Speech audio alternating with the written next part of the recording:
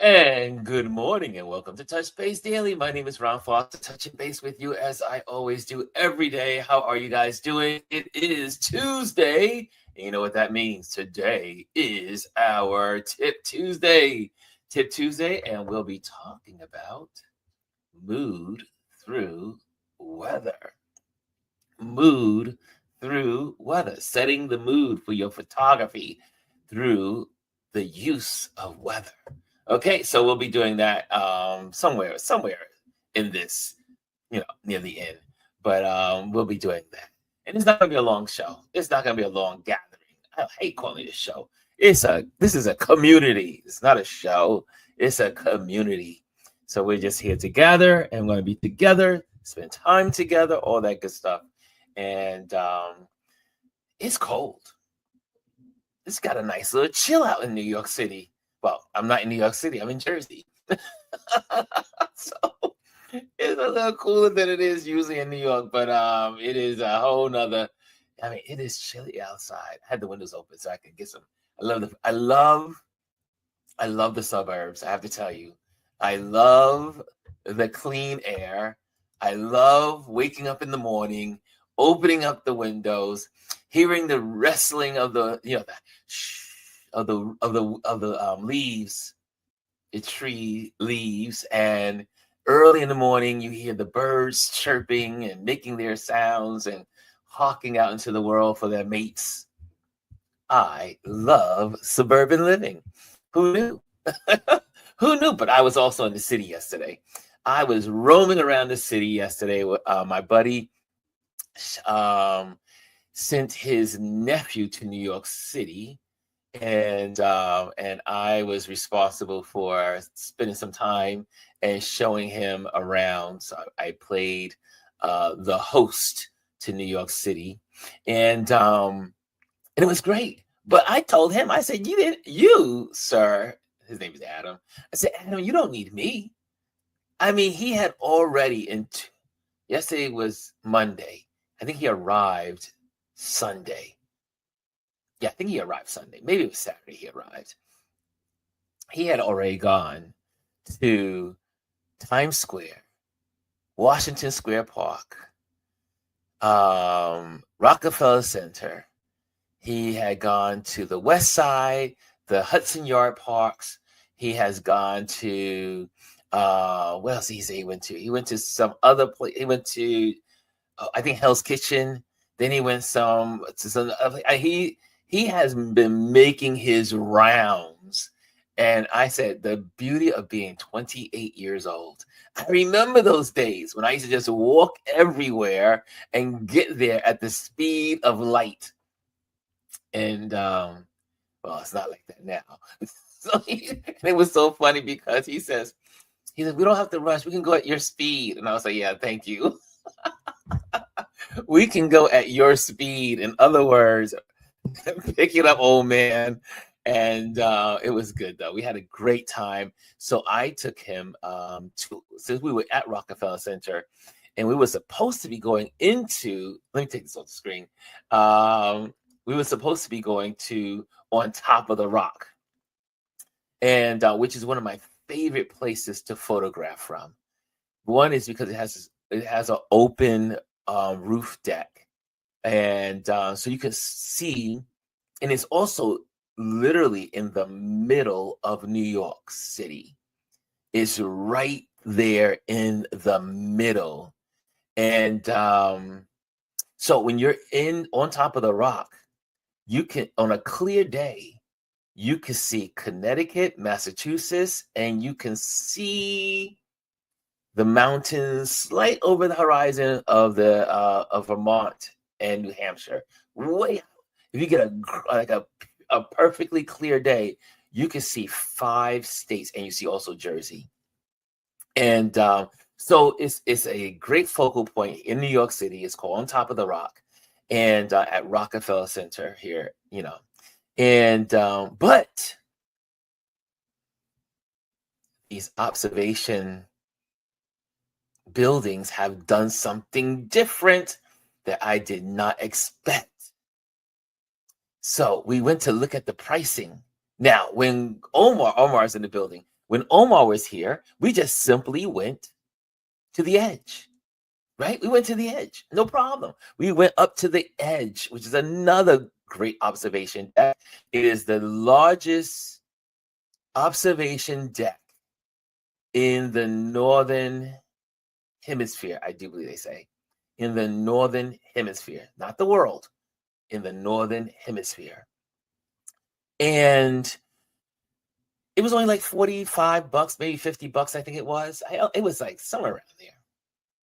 Well, these rascals, all of them, it's not just on top of the rock, it's on top of the rock, the summit, the edge. But I don't know about the World Trade Center. One observation. I got to see that. However, what I discovered, because we were going to catch the, I always would go to on top of the rock like an hour before sunset, because you want to be there when the sun sets. The best time to go is either early in the morning with sunrise, or as for, for we photographers, or go to on top of the rock or any of these observation decks an hour before the sunset. Then you're already there and you can get ready to take your pictures. Well, back to the little rascals. They not double the prices, they triple the prices for being on the decks, on these observation decks for the sunset. I was shocked. Could not believe that they were charging $120, $120 to catch the sunset. I looked at Adam and I said, Adam, do you really want to see the sunset? Like, do you really want to see the sunset? I mean, shoot, you can take that $120 and put it towards an airfare. And it's not like you want to be up there for a long time. I mean, you're only there for 2 hours, the max, because you have the hour before the sunset. And what do we call it, y'all? What do we call the hour before the sun sets? Or the students in the building, since we are in Tip Tuesday. All of the students in the building, 1 hour, the hour before the sunset is called what? You should know this. Someone should be. Thank you, DS. DS says the golden hour. And then, if you want to linger, there's another amazing environment for photographers. And what is that hour? The hour after the sun dips below the horizon. What is it, students? This is Tip Tuesday, y'all. This is students. Students, where are the students in the building? What is that hour called? The hour after the sun goes below the horizon. After sunset, there's another hour. We have the golden hour before, and then we have, sorry, Adrian, it's not called dusk. Not for photographers. What is the other hour? There's two. Thank you, Omar. It's called the blue hour. Now, why are these 2 hours so important? Whenever you go to an observation deck, you want to go for at least 2 hours. One, you want to catch the beauty of the city as the sun is going down. The lights of the city are coming up. Usually, if you're in a city, there's the cityscapes, right? Oh, it's like Elise also got it. She said blue hour.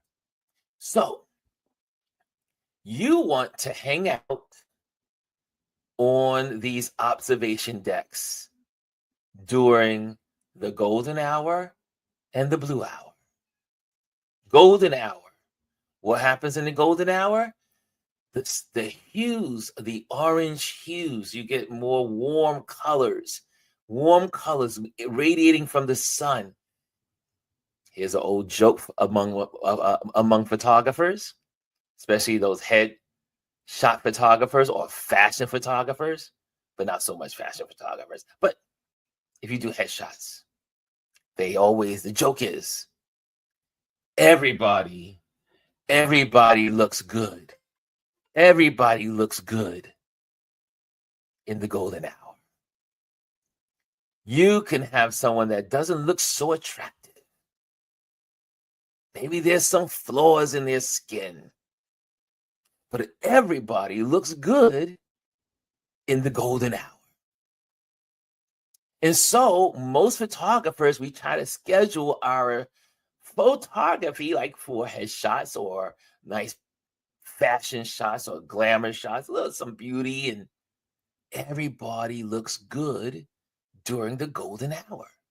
So, but not only do people look good, the cityscape looks good. The cityscape comes alive because you start to see the lights of the city turning on. And across the whole city, the lights in the office building are turning on. The street lamps are coming on. Everything is starting to light up. And then when the sun goes down below the horizon, we now enter into what's called the blue hour. Now, all the students in the building,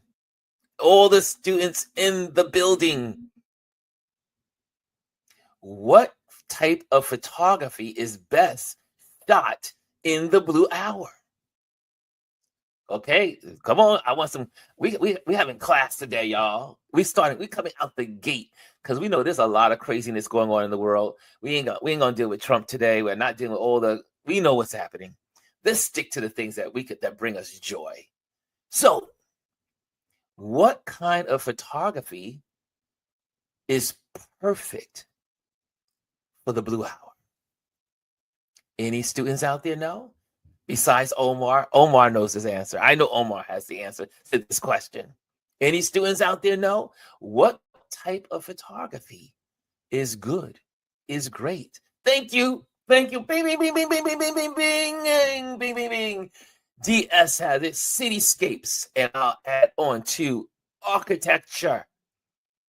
You can take the most beautiful shots of architecture during the blue hour.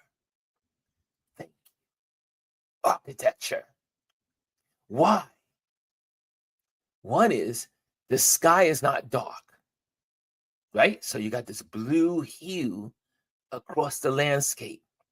So it makes buildings look amazingly sharp, clean. You see all the lines against the blue backdrop. The beautiful cobalt, I should say not cobalt, but light blue. Like, sky, a little darker than sky blue. But on top of that, the extra ingredient that makes architectural photography great during the blue hour, yes, is the light. We call ambient light. All the buildings are lit up. So you get to see the beautiful ambient light of the gold colors coming from the warm colors matching the background of the blue. Remember the color circle? I'm always talking about the color circle. What color complements blue? It's the yellows and the oranges. And then they begin to marry together and create beautiful photos. Architecture.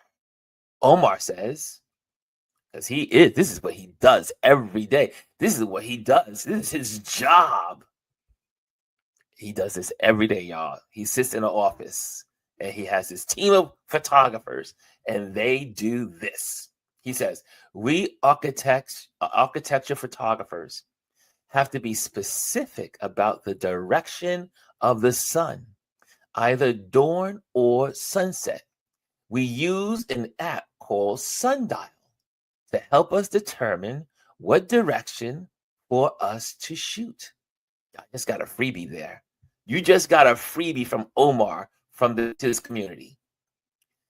He uses a app called Sundial. I don't have that app. I have the other one. I have the pill. They call it the pill, and that one gives you all of the ratios and lines of where the sun is going, where the moon is going to be in conjunction across the city. You can see where the moon is traveling across your cityscape or the sun. But yes, I did not know about sundial. I'll be using it. But look at that. But the best architectural photos are doing the blue hour. Blue hour. So obviously, these observation decks have caught on to the need of everyone wanting to go to the observation decks at sunset. So the prices are triple than the regular day. Adrian's being facetious. He says, I just use a compass and the stars. I guess Adrian wants to be a navigator. He's like on a ship somewhere. So look at that. I mean, think about that. So all the prices are triple. I could not believe it. We looked at I give the summit some credit. Theirs was only double. But some of them were triple. I couldn't believe it. I said, how is it possible? Why would you do that to people?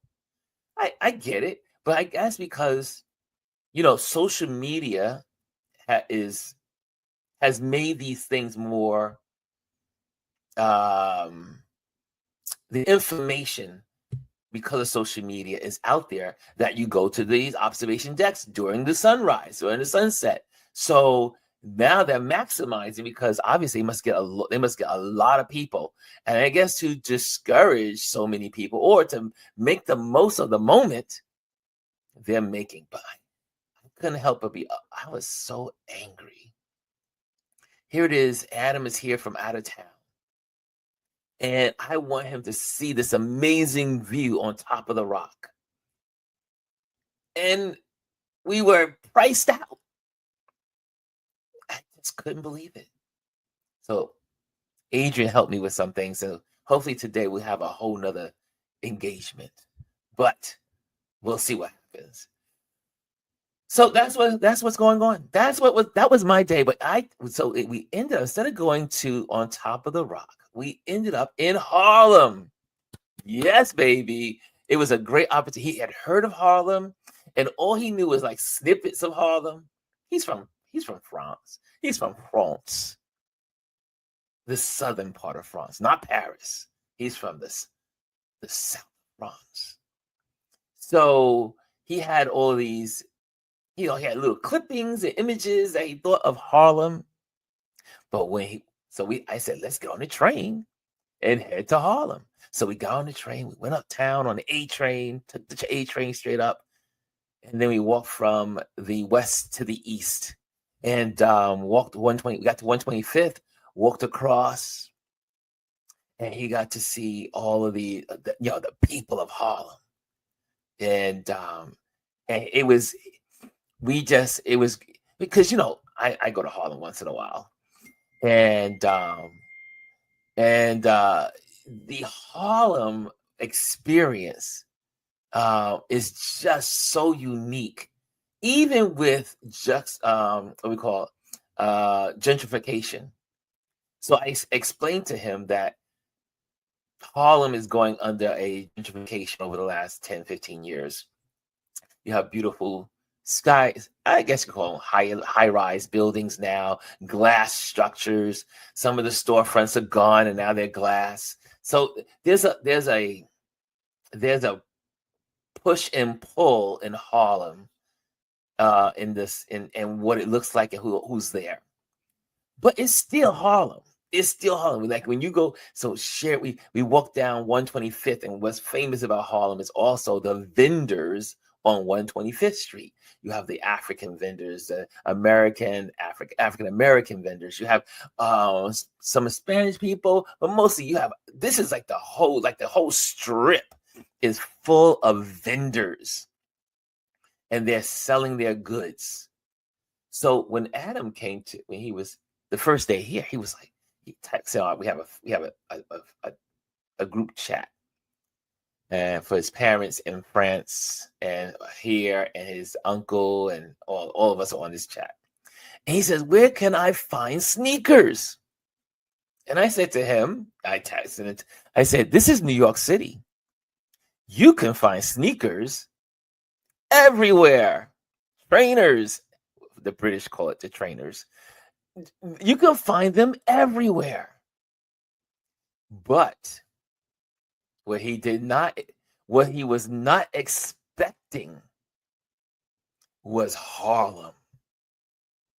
Harlem, every kind of sneaker you could possibly dream of is in Harlem.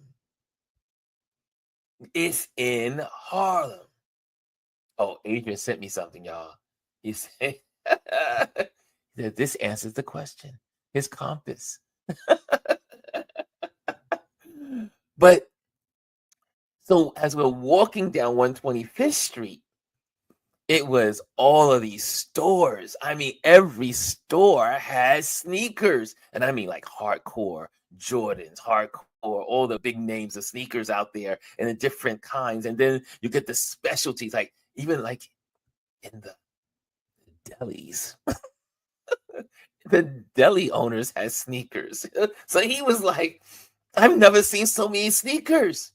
I said, "This is Harlem. They are serious about their sneakers." He goes, "Are these fake?" I said, "Oh no, not in Harlem. No, this is not where they have knockoffs. This is not hanging out in on Canal Street. This is Harlem. People in Harlem, they are not going for any knockoffs. People in Harlem know their sneakers. They know their shoe. They know their footwear."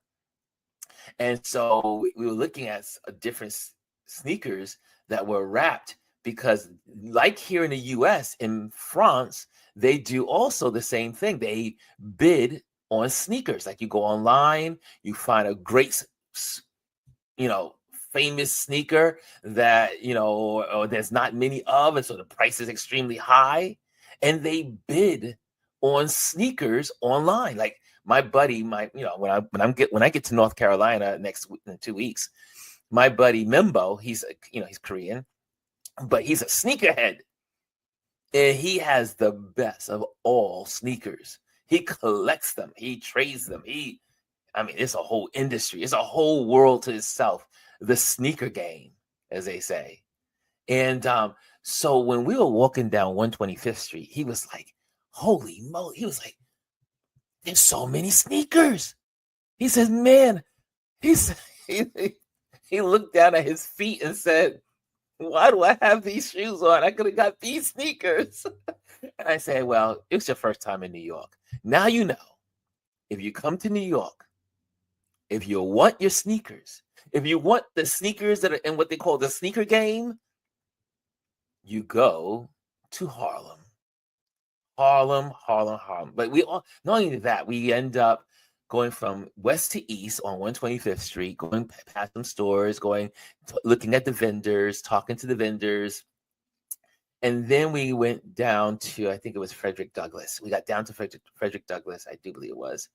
And that avenue is so beautiful. No, sorry, it's Clayton Powell. I think it's Clayton Powell, Adam Clayton Powell. That walk, call it street or boulevard. And what's so unique about this boulevard? Well, in a lot of cases in Harlem, also these main thoroughfares are how wide the sidewalks are. The sidewalks could be streets. The sidewalks are the depths of them are so wide. So when you're walking down the street, there's lots of room down this particular street. I do believe it's Adam Clayton Boulevard. And you walk down, and it's like I call it the heart of architecture in Harlem. So you have all these beautiful tall structures, but not tall. I mean, like stories, maybe 5 stories of brownstones, churches from all the different decades, from 1909, from 1890. I mean, that whole strip is like historic architecture, and just all these time periods. And for designers, like my interior designers like myself, I love architecture, it was like, wow. I mean, so I'm giving him the history about the buildings, about the brownstones, about the churches, about church life, about the Renaissance period, how Black people migrated to Harlem during the Great Renaissance, and being sharecroppers and leaving the South and coming to the North, and they created these amazing homes. So I'm giving him the whole history. He's like, oh, this is so good. I said, see, this is what I like. This is why I hang out. When I go to other countries, I try to find people that live there so they can give me the scoop.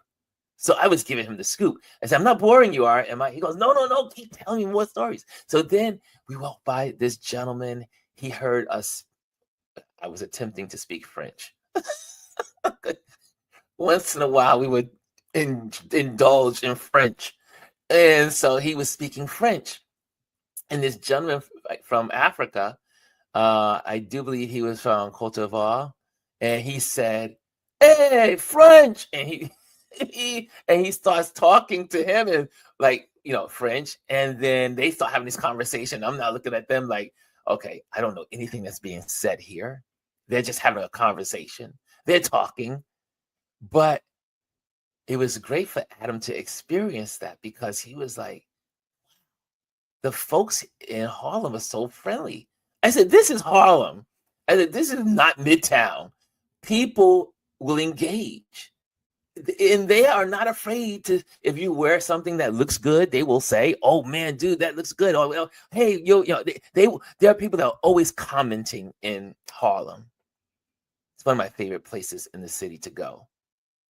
It's one of the only places left that still has Black culture. I mean, even Bed-Stuy here in, I'm not in Brooklyn right now today, but in Brooklyn, that's changed a lot. But Harlem still has that Black culture. And so we're walking down the street. Then I'm in front of the building. I'm telling him we're talking about, we're going to go to Greenwich Village probably today. So we're going to go to Greenwich Village and do some stuff. And I said, well, are you going to the parade?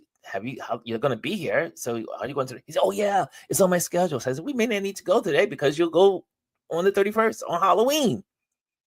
So this gentleman heard us speaking about it. And he said, hey, we have something going on in Harlem also on Halloween day. I said, really? And he gave us all the information. We started talking to him. And then after it was over, we said, thank you. This is what I love about the Black community. And again, Harlem is so unique in it's gritty, it's smooth, it's food, it's jazz, it's color, it's the diaspora, it's everything.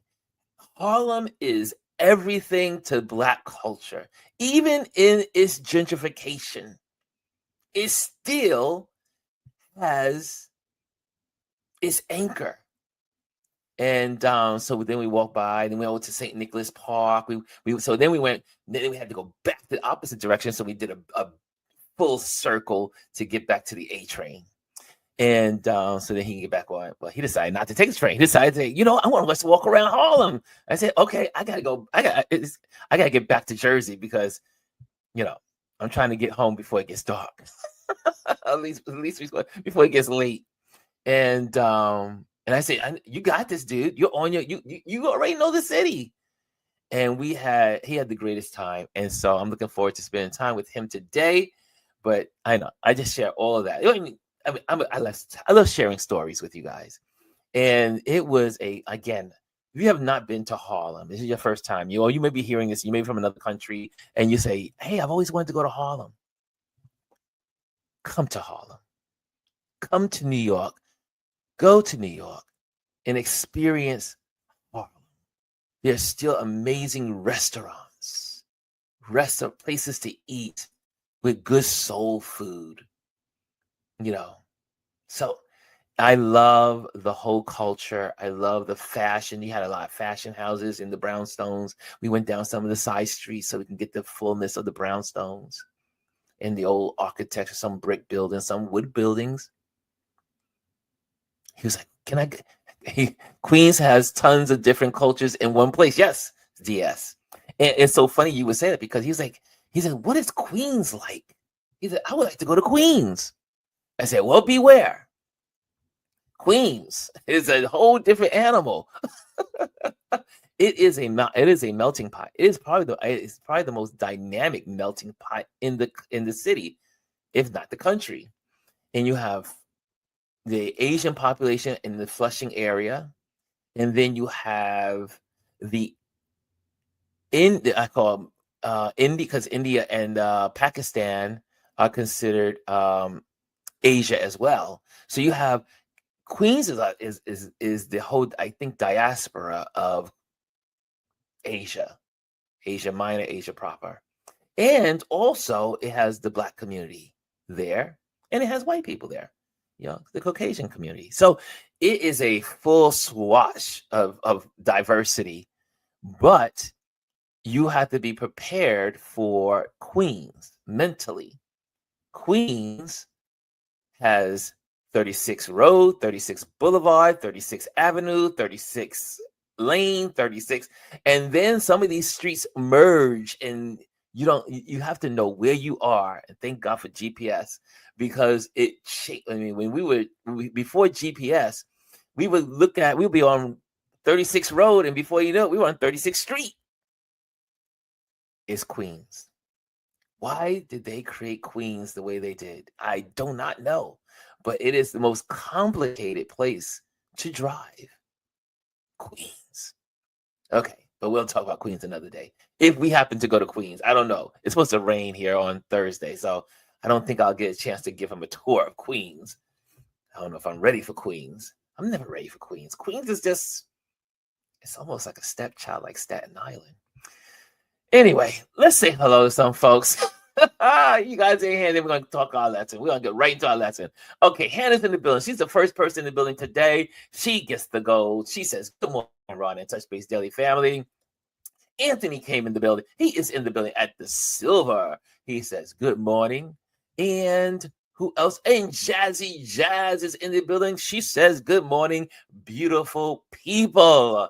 And then Adrian, as he says, "Bonjour, bonjour," because he teases me about my French. He teases me about my French. And so Omar says, "Hey, we on."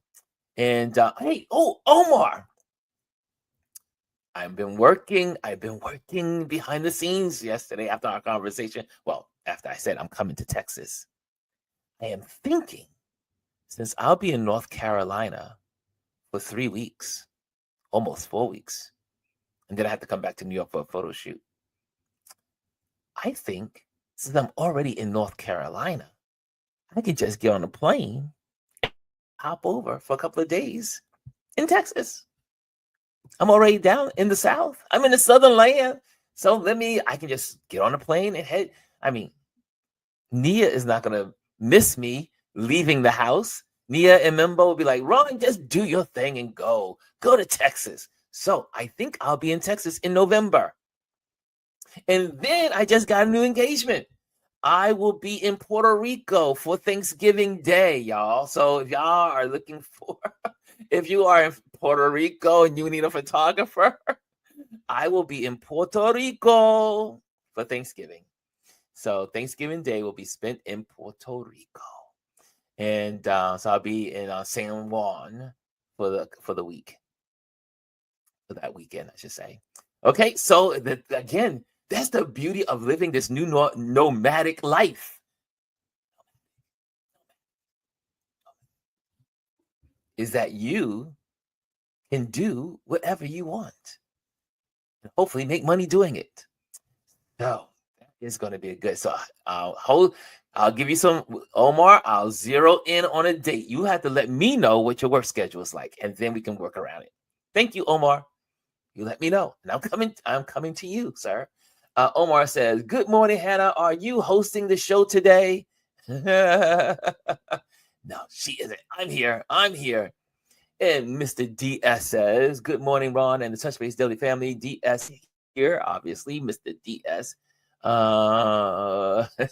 Omar says, "We want a 2-hour show. Takes me all the way to lunch." We can do, well, no, we can't, because I need to go to I have to be tour guide today. So I need to get back to Manhattan.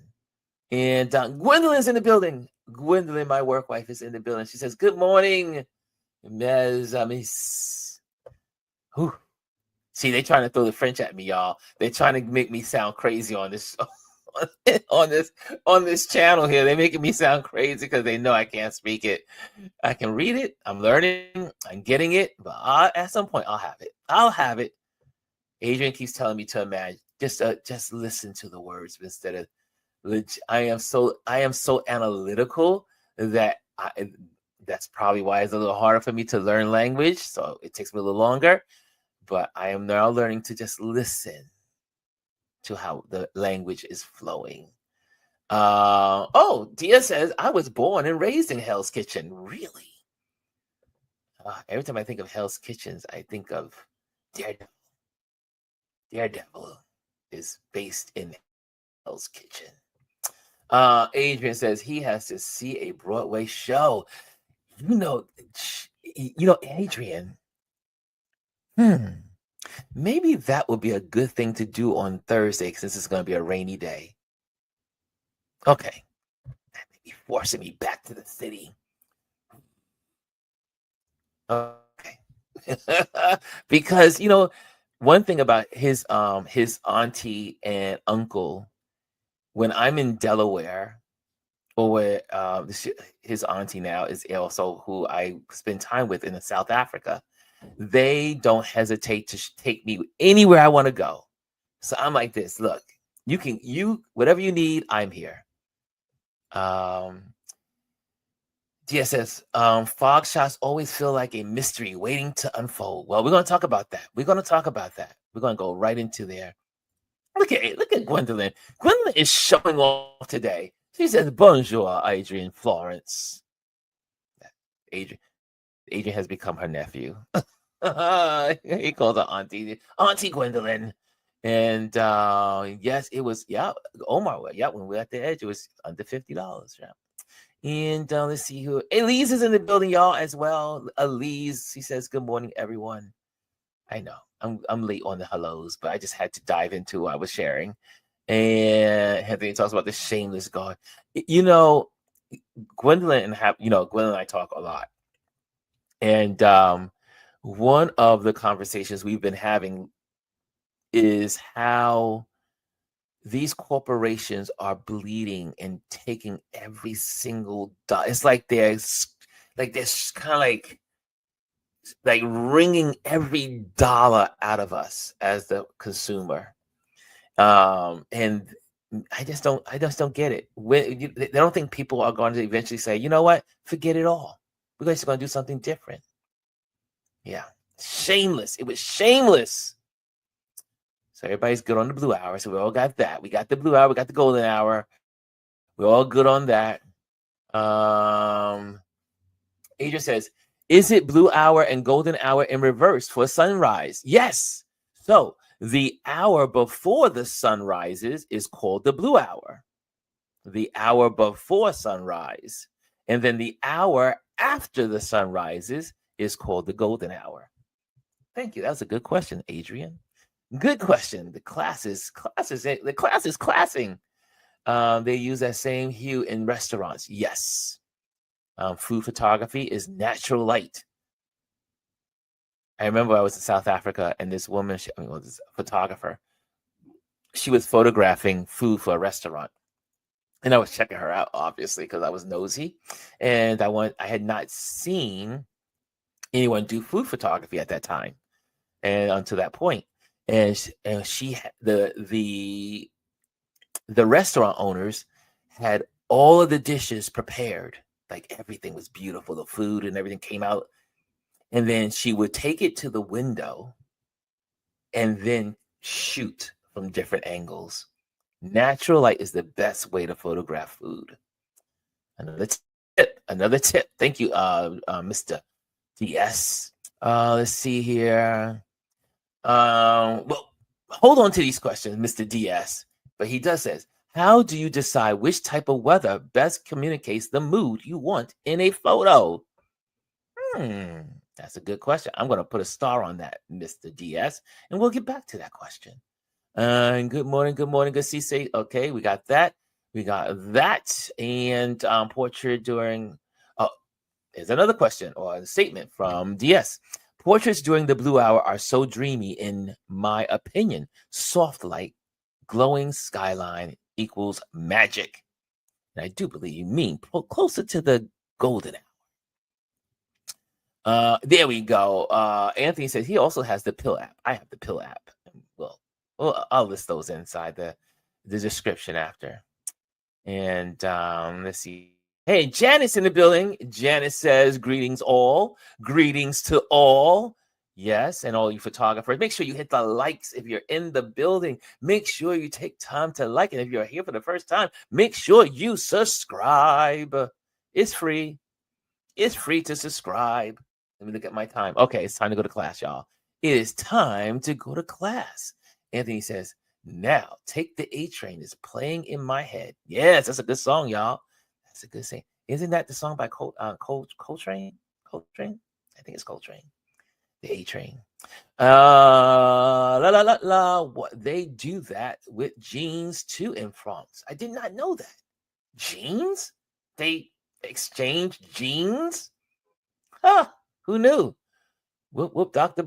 Hey, Dr. Chachi's in the building. She says, hey all. I think we got it going on. This community is rocking today.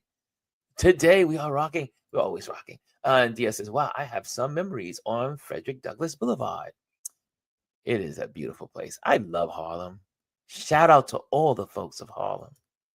And Elise says, I always tell people if they only visit Midtown, they have not really visited New York. I agree. You got to go to Harlem. You got to go to Queens.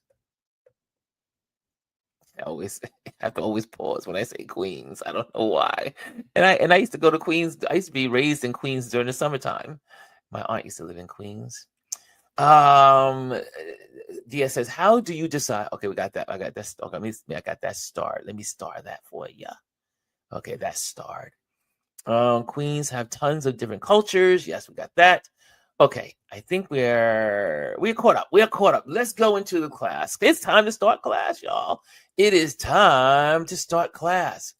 And we are talking about mood through weather. These are just 4. It's going to be easy. It's an easy lesson today. So get your pens out, get your papers out, or get your computer out, whatever. And as we are doing this, also, I would say, can we start getting into the habit? Also, if you have a companion computer or you have an extra phone by you, you can also go to Google to look some of this stuff up while we're doing it. So it kind of fills in the gap, because here I'm just giving you a overview of this lesson, but you can dive in. I hope this spurs you on to dive in to the subject so you can become better photographers, better photography, better photographers. So get out there and take those smartphones and take photos. Don't be a snob and say, I can't photograph with my smartphone because that's not a real camera. It is a real camera. Your smartphone could do things that the professionals were using 20 years ago, bigger and better. You have a camera at the palm of your hand. Start using it. Okay, here we go. Mood through weather. Okay, let me just get this off. This little passage. It's nice and clean for you all. There we go. Weather isn't just a backdrop. It's emotion in motion. Weather It's fog, whispering, mystery, or sunshine, singing joy. Here's how to harness nature's moods to elevate your storytelling. Now, I will tell you, weather is one of my favorite things about being a photographer. It is, it makes everything amazing. I love when you get up early in the morning and you go down to the Brooklyn Bridge or down to the waterfront, and the water has a level of fog on the water, or the city's engulfed with fog, but then the top level of the skyscrapers are popping out because the low level fog, mysterious fog, makes you feel like, you know, very moody, like something's about to happen, but you don't know what's about to happen. Fog. Okay, we'll talk about it. Let's go. Fog, the language of mystery. Shoot early or late when fog is thickest. Dawn and dusk are your allies. Another place I always like to go is to the public park, like Central Park, um, Prospect Park, any park that has a lake.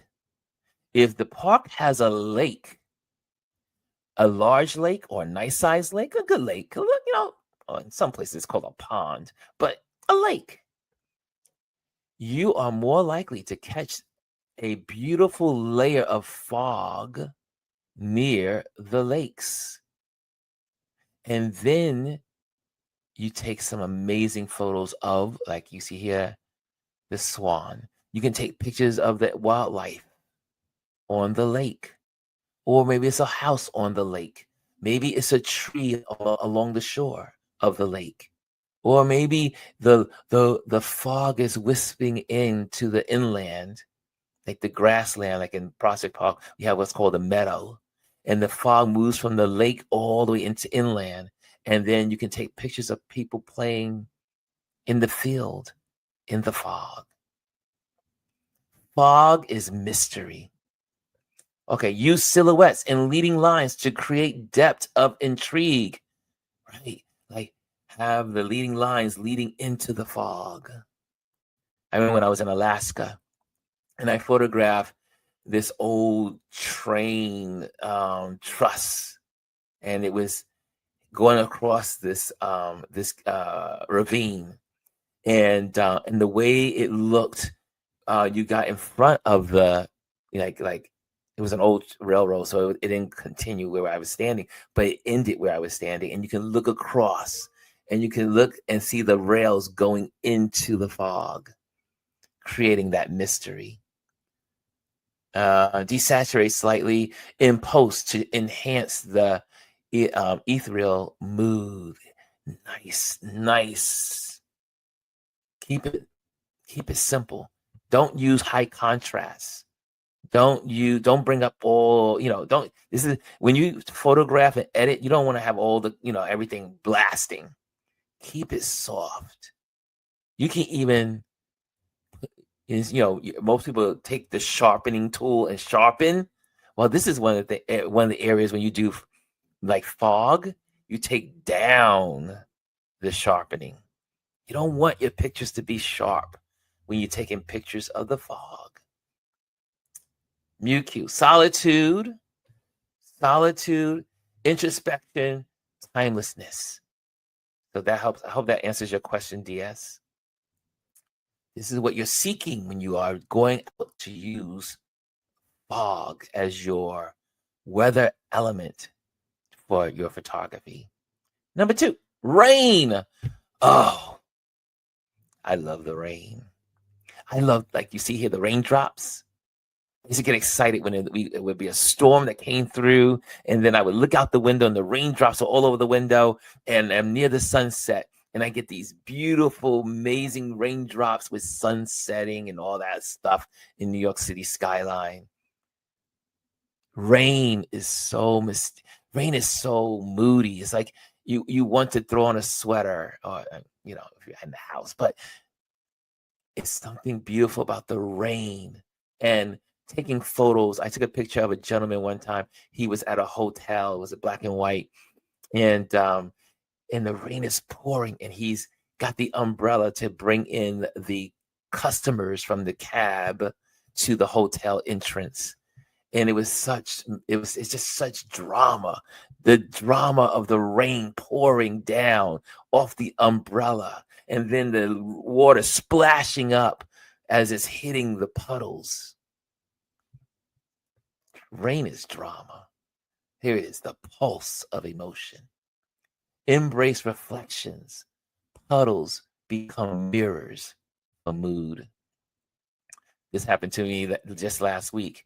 I was in the meatpacking district, and it had just rained, and there was puddles everywhere. And it was nighttime, so you got all the neon lights and the reflections of the store lights into the puddles on the ground. And the photos came out. I said, "Oh my gosh, this is a scene! This is a scene!" The rain gives you water, it gives you puddles, it gives you mirrors. Capture motion. Umbrellas, raindrops, blurred figures evoke movement and feeling. Yes, there's nothing like the rain pouring. There's a gentleman, I don't have his page, but he's on Instagram. I haven't seen his work in a long time, but he used to be on Instagram years ago. And he used to the rain was the day that he went and did all his photography. So if it rained, he was out. He scheduled his calendar to photograph the city during the rain, because he could photograph the puddles, the people struggling against the storm, or the calm of the rain. Because there's different types of rain. You can get a stormy rain photos, or you can get the calming of the rain photos. Use backlighting to highlight droplets and texture. So how do we do that? In New York City, I can tell you how we do it in New York, and you can do it anywhere pretty much, is, again, like here, to highlight the droplets and texture, use the light as the backdrop. So cars driving, we get taxis and cars riding down the boulevards in New York City. And the best way to take those rain photos is to get those cabs in the background with their headlights coming at you. And then you can really see the light glistening off the drops. There you go. Think about it. Think about it. Rain as the pulse of emotion. It sets the mood. Melancholy, romance, resilience. Okay, next one. And then we got the next one is one of my favorites. I know how I get in. You know how I've been out in the snow all these years and share my lives in the snow. Snow, the blanket of stillness. Expose for brightness. Snow tricks your meter, so adjust the exposure accordingly. This is very important, y'all. Especially when your smartphone, if you try to focus on the snow, it can't do it. Now, if you focus on a tree that's in the snow, then it will focus clear and it'll be fine. Or if you see a footprint in the snow that is you can see the footprint, you focus on the footprint in the snow and it will focus.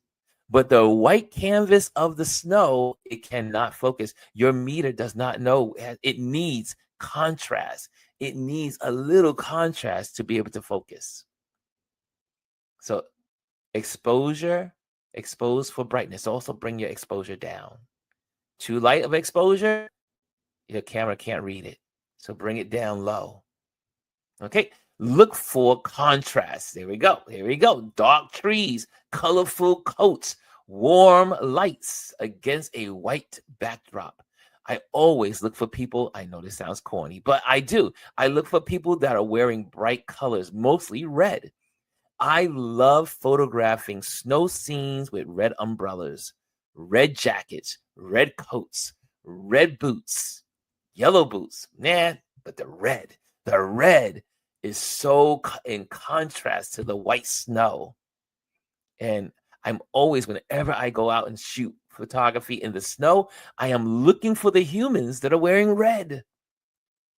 Or if I go to Prospect Park, I look for these wonderful birds with the little red heads, the cardinals, right? The little cardinals, they're everywhere in Prospect Park, and they like to fly around. And so I go to Prospect Park after a snowstorm, and the cardinals are like losing their minds, but they look so good in snow. Okay, so red is one of my favorite colors. What's your favorite color? Do you have a favorite color to shoot when you're in the snow? Okay, let me see what you guys are saying here. And before I go any further, that song for the A Train is Duke Ellington. Okay, thank you. Dia says, what tips do you have for keeping gear safe when shooting in the rain or snow? We have, let me see if I can get that. Hold on a second. Let me go to my bag of tricks. Hold on. I'm going to go to my bag.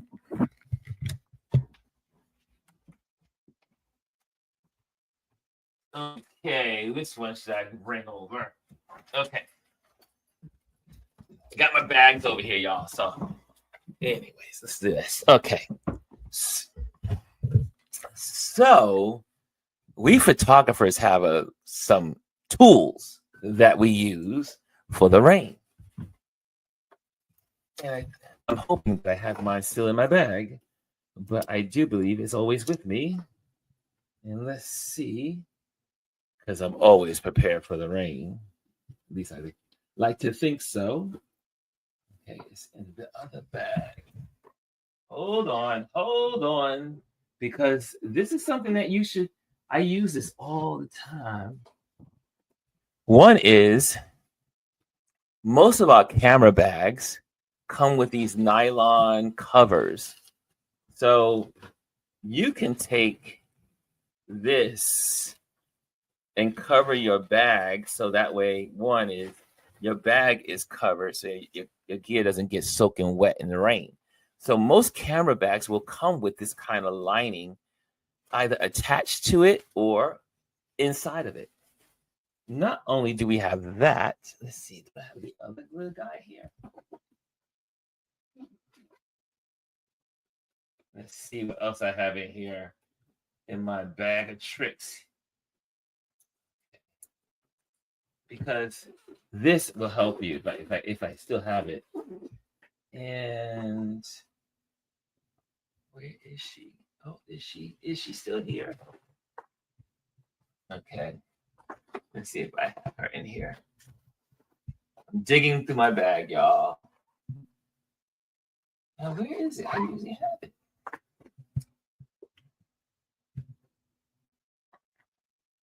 There's usually what's called a sleeve. And I usually have my sleeve. But I don't have my sleeve. What happened to my sleeve? I usually have it in my bag. Okay. I don't have it. But usually there's these plastic sleeves that you can put over your camera, over your hand through them, and it covers your camera so it doesn't get wet. And I was looking for my sleeve. I don't seem to be able to find it. And I know where it is. I know I could not be without my sleeve. I could not be without it. I'll show you what it looks like. Here we go. There we go. Wait a minute. I am out without my sleeve. What the heck? Okay, so I don't have it. And but I used to carry it all around with me, but I think in my move, I must have lost it. Okay. So, but there's a sleeve that they carry, and maybe the best way to show you is to simply just go to the website, right? We can do that. Let me show you what it looks like.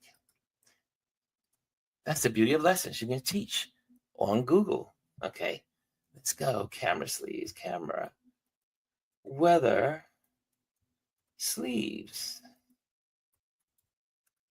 Okay, and here we go. I'm going to show you this one real quick so you know what it looks like.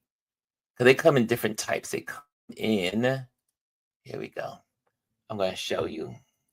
since I don't have mine on me. I don't know what box it probably is laying around in, but here we go. Let's do this and present on the screen. This is a good question, especially when you're talking about weather photography. And everyone should have this. Okay, here we go. Okay, so that's what it looks like. You see what I'm saying? See that? Let me just see. You see? Ooh, too big. And okay. So you see how this looks? It goes over your lens, right? And your camera body is in here. So this covers your lens. It also keeps it warm from the snow. And if you'll see how it operates. You see that? See how that works in the snow? You see? And it covers that and protects the lens, keeps it a little warm because sometimes you can get moisture into your camera, but it also keeps your hands warm when you're taking pictures. But it also protects you from the rain. Okay, so that's what this looks like. And it is a weather sleeve for your camera. Okay, there you have it. When you don't have the real thing, you can always go to the internet. Okay, so check that out. Okay, is that one? Does that answer your question? Anthony says he has a Leo Pro bag, has an integrated rain cover, but my Peak Design bag is designed to be water resistant. Yeah, both of my bags have water resistant, but they still also have the covers. I don't know what happened to my other little thing here, my little jacket. Okay, we'll have to figure out where that happened in this move. I lost some stuff during my move. I appreciate you taking time to answer the questions. Thank you, Ron. You got it, buddy. And let's see what other questions are in here. Let's see. Okay, Manhattan is easier to navigate than the other boroughs. Yes, we got that. Okay. Okay, here's a good question from DS. Do you plan shoots around the forecast? Do you adapt the mood based on the weather you get? I do. As a matter of fact, when my clients say they want to do a photo shoot, do you know what I end up doing? I always end up checking the calendar for the weather forecast for that week. Yeah, I try to get a good idea. Now, if it's a long-term project, like they book me for months in advance, and it's hard to do. But if someone says, "Hey, I need a headshot. Can we get it done like within the week?" I will look at my calendar, see what the weather is going to look like, and base my shoot on the weather accordingly. Yes, that I definitely do. TS. Yeah, that's a good question. Let's see here. What else? Any questions out there? Any other questions? Okay, good. Those are other unrelated. Okay, so we good. Got that fog. How do you balance how do you balance natural light changes during foggy and stormy shoots? That's a good question. That's a good question. It depends. If it's a fast moving weather situation, then I will put my camera on aperture priority. So that way I don't have to keep changing all the buttons at the same time. So I can just worry about my f-stop and just kind of moving around that way. So I will try to limit my, tampering with all the buttons. So I will go to priority, aperture priority, based on what I'm trying to photograph.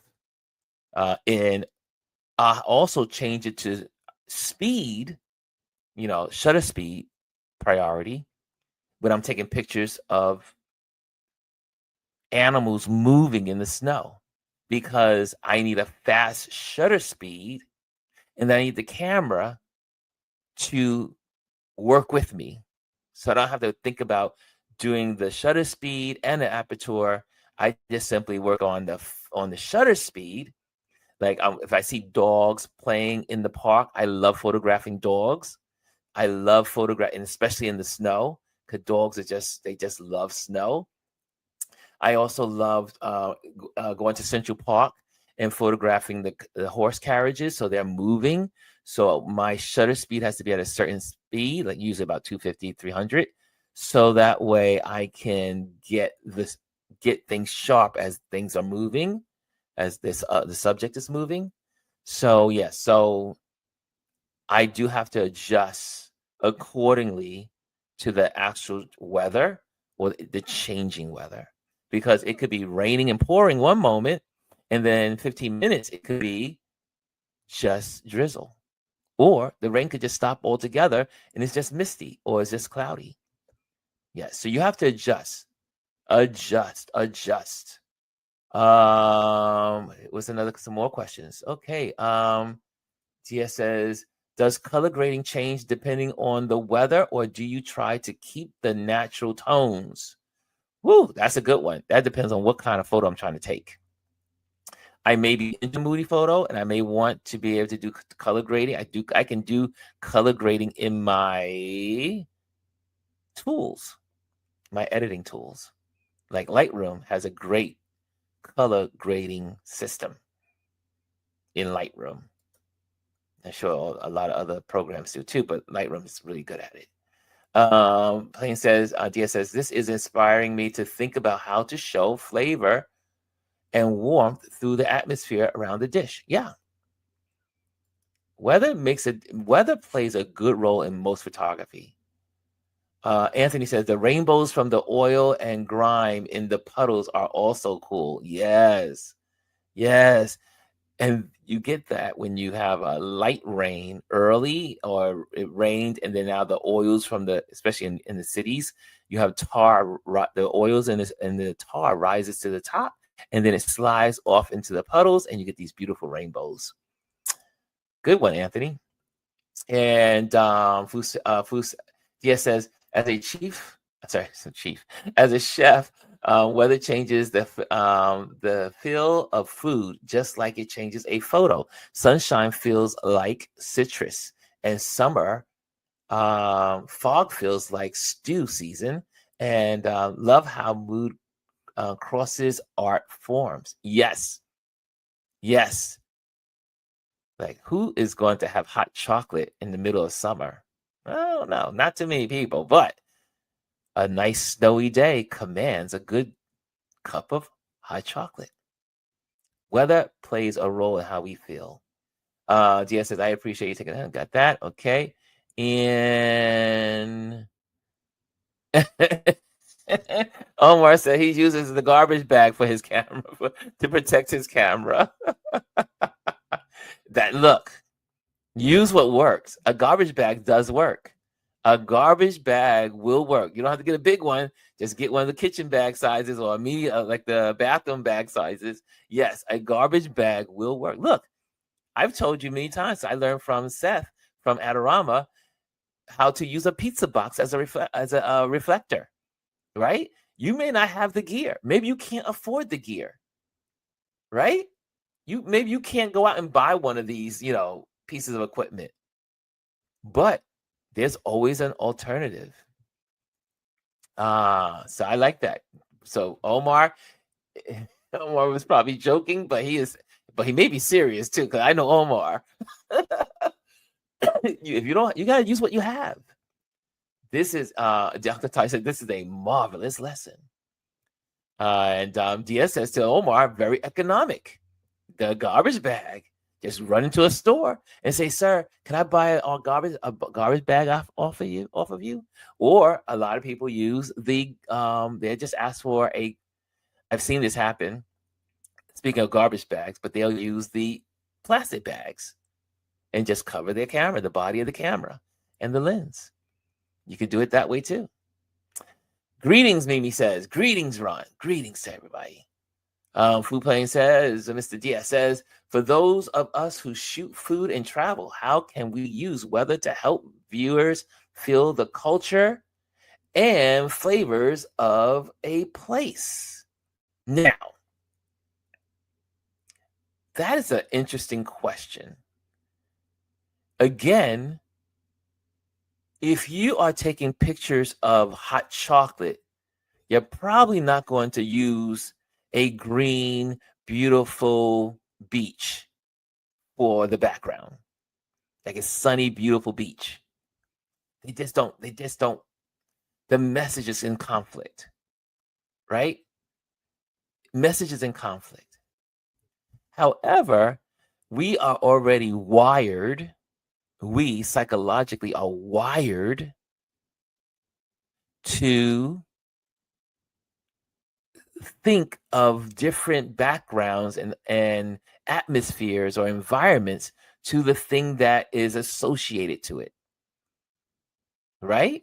So let's say, here's again, you are a fashion person and you want to photograph your plaid, beautiful black and red plaid shirt that's very fashionable.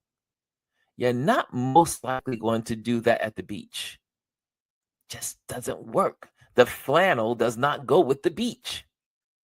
So you, because we are conditioned in our environment through society and all the, I mean, doesn't say it's bad, but you probably, if you're going to do an advertisement using flannel, you're going to look for a log cabin, maybe some wood background, maybe the snow is in the background, maybe there's some foliage, some, like the autumn leaves, because that represents the flannel. So it depends on what you're photographing, who you're photographing, what time of year you're photographing, or are you doing for photographers? Sometimes we're doing campaign photography. We're doing photography for marketing, for advertisers. We need to, that's why you see sometimes, like for instance, here's a good one. I'm sure that when, I think it was 3 years ago, or maybe it was 4 years ago now, Banana Republic did an amazing campaign with their whole winter gear. Now, I don't know when they shot it. And they probably shot it probably in July. But where did they shoot it? They shot it in Iceland. And when I saw all the photos to the advertisements and marketing at Christmas time, I knew exactly where they were because I hiked that range, I hiked that mountain, and I hiked the volcanoes. So I said, oh my gosh, this whole campaign was shot in Iceland. And it was. It was shot in Iceland. So, but you can go and you can do a winter photo shoot in Iceland in June because there's snow in the glaciers. There's snow everywhere. So, again, how you shoot, where you shoot is depending on the kind of photos you need to take. What's your message? What's your story? Right? So there you have it. Any other questions? Any other questions? I know. Oh, we're good. We're in good timing. We're in good timing. I didn't go too far over. We got one more to go. One more. This is gonna be quick. Okay, let's get to it. These are good questions. Oh, can I say thank you to Janet? She went down. She looked at that comment box on our YouTube, and she saw that little dollar bill, and she clicked it and said, "I want to say thank you, Ron. Here's $10." That's how you do it. Thank you, Janet. Thank you for supporting this platform. I appreciate you. If the lesson is worth it, that's how we share appreciation in different ways. And I'm very thankful when people support financially because that keeps the lights on. Okay, let's get to the last one. But not least. And y'all know where I'm going to go with this last one. Sunshine. Oh. The golden hour is gold, warm tones, long shadows, and magic. It's the stage of joy. Sunshine. The stage of joy. Here we go. Use lens flare intentionally to add warmth and whimsy, that whimsical look. Like you see here, this person's holding the football. You see that the sun flares on the football. It just gives a little beautiful dramatic feel to the photo. the flare of the sun, or sometimes you get the flare like the circles around, coming down, coming around, just moving from the away from the sun. And because of your lens, it's your lens that causes the different types of flares. So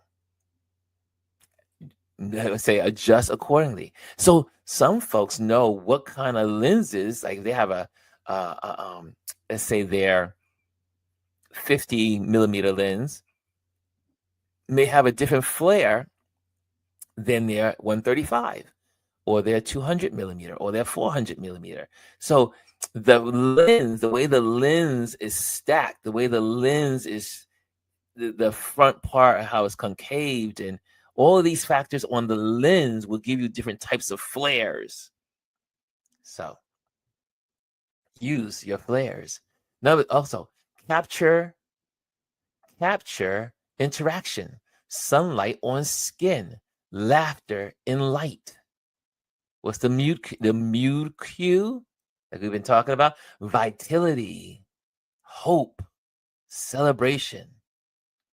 That is when you use the sunshine.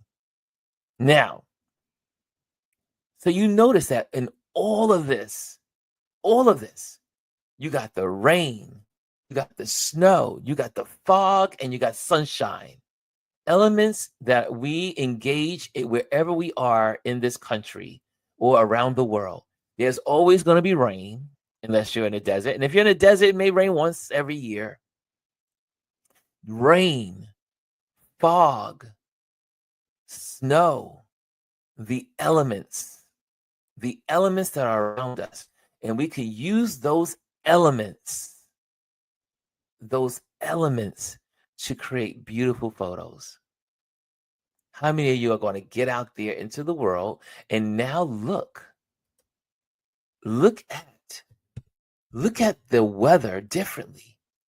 When someone says, like I said, this gentleman I used to follow, I don't know what I haven't seen his work in a while, but I used to love when it was going to rain because I knew if it rained, he was going to post something on Instagram that was dynamic. And he also did a lot of color grading.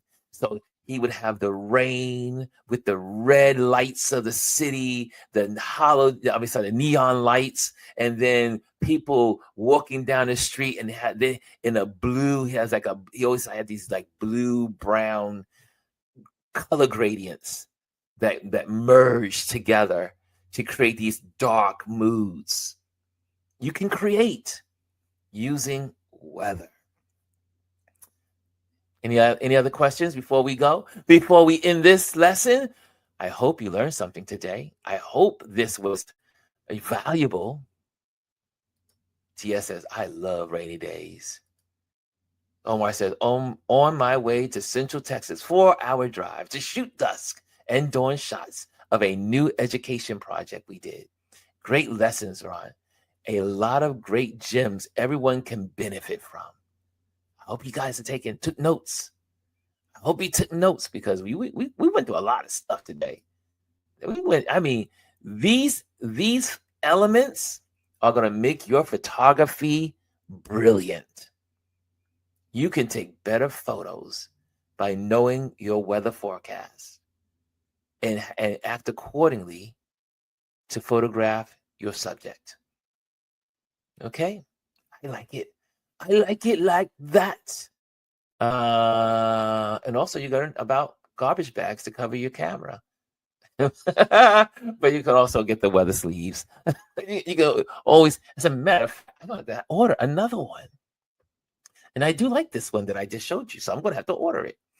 I do like this one. This one is perfect. I'm going to order this one. It is on my list. It's going to be ordered today. Okay, guys, thank you so much. Let's go to the banners. Yes.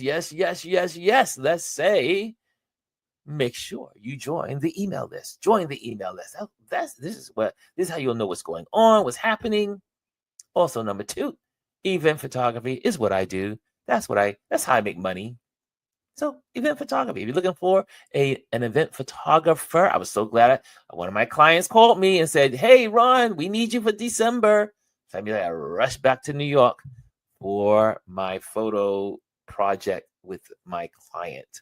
So event photography, you have an event you need to photograph and document because you want to preserve the memories, give me a call. And make sure you join Patreon community because you can find this, if I may go there, if I may share. Let's see, let me show you where this lesson can be found, because this is for our Patreon. Our Patreon community is amazing. So let me show you where this can be found, because before I even give the Patreon folks some credit, this is our Patreon page. Hold on, wait, hold on a second. Wait, where am I? Where am I? Okay, hold on a second. Let me get that in there. Oh, here we go. I need to stop this. Okay, let's try it again. Okay, let me take this little guy off the screen. That's what it was. Okay, so let me take you to that again. Hold on a second, because this is important, because you want to know where this stuff can be found. Every lesson we do is on our Patreon page. So this is our Patreon lesson for today, Tip Tuesday. So everyone that's a member of the Patreon community that support this channel, support what we do. Here's all the related conversations, all of our lessons, everyday objects, reimagined, fly, you must fly, for the visionary behind the lens. All of that stuff is located on our Patreon. So the Patreon community makes this possible. If it wasn't for the Patreon folks, we would not be here. So if you want to be a contributor, someone walked up to me on at the exhibition on what day was this week, and they said to me, Ron, I want to support your Patreon. And I said, really? Thank you so much. That's how we do. She was like, I love what you do on YouTube. So if you love what we do here, if you're here and you feast here, then support here. That's all I'll say on that. And also join our YouTube channel. Make sure you hit the like. Make sure you hit the subscribe. Okay, I'll give you one moment here. Let's hold on a second. And hold on a second. Here we go. Okay, so there you go. Okay, and let me get this off the screen. And thank you so much for joining us today. Thank you so much. You are awesome. Get out there and photograph your world. Okay, see you later. Bye. Hello, and thank you for joining us today. Make sure you hit the like, the subscribe, and leave a comment on this video. I would love to hear from you. Thank you again. Until I see you next time.